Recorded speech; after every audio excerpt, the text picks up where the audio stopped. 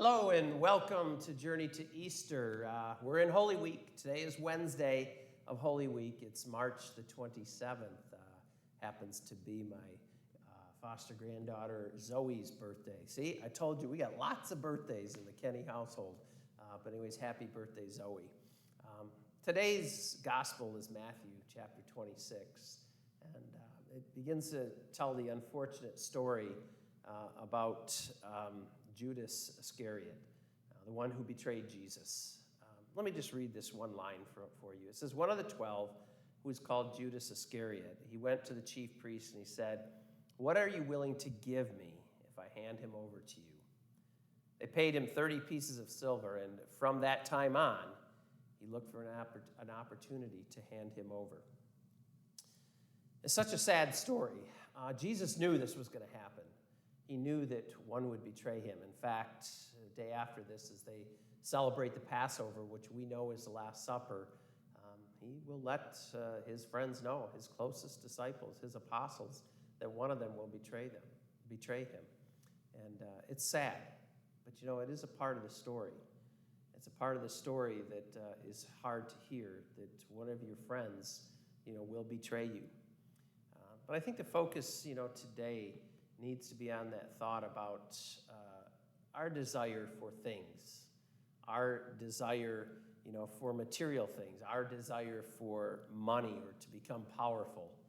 I think what ends up happening when we have that desire for those things in our life, it really takes us away, from the focus of Jesus, the focus of what we're supposed to do, how we're supposed to live, how we're supposed to have God, always number one in our lives.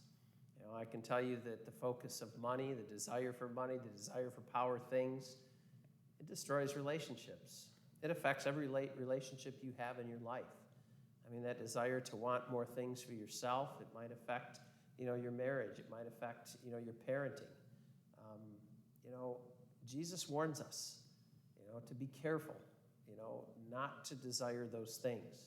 Look what it did in Judas's life. I'm sure all throughout his time, with Jesus, he followed him, he listened to him. He was a good disciple, but somewhere he felt that desire or sought that desire, to want things and power. And he thought, I could have this. I could be as powerful as him. But, it brought him to a very, difficult end of his life. That desire to want to have that material thing ended up destroying his life. I think we need to ask ourselves on this Wednesday of Holy Week, what is it in our life that we desire more than Jesus? Today is a good day. I know you probably thought, well, I'll wait till next Lent. No, today's the day to start. Every day is a day to start and wake up and say, I want to desire Jesus more than I desire those things. And be surprised at where that takes you. Because I can tell you the desire to want things, it leads to temptation. It creates a cloud that gets put in front of you where you don't see what Jesus has to offer you. So today, we kind of end that Holy Week challenge. And tomorrow, we move to the 3 beautiful days of the season, which we call the Easter Triduum, the 3 days of Easter. Holy Thursday, Good Friday, Holy Saturday. If you're not a junkie yet, jump aboard. I'll see you at church tomorrow night at 7 p.m. as we celebrate, the Mass of the Lord's Supper. I'll see you on Good Friday, where we'll pray the stations and we'll listen to the Passion of Christ, where we'll focus on that moment. And on Holy Saturday, we'll gather with our catechumens and our candidates, and we will see that new Easter light, and we'll begin our life anew. It's a great time. Just like I said earlier, the story is a great story. A great story. Be a part of it. Be here. See where it takes you.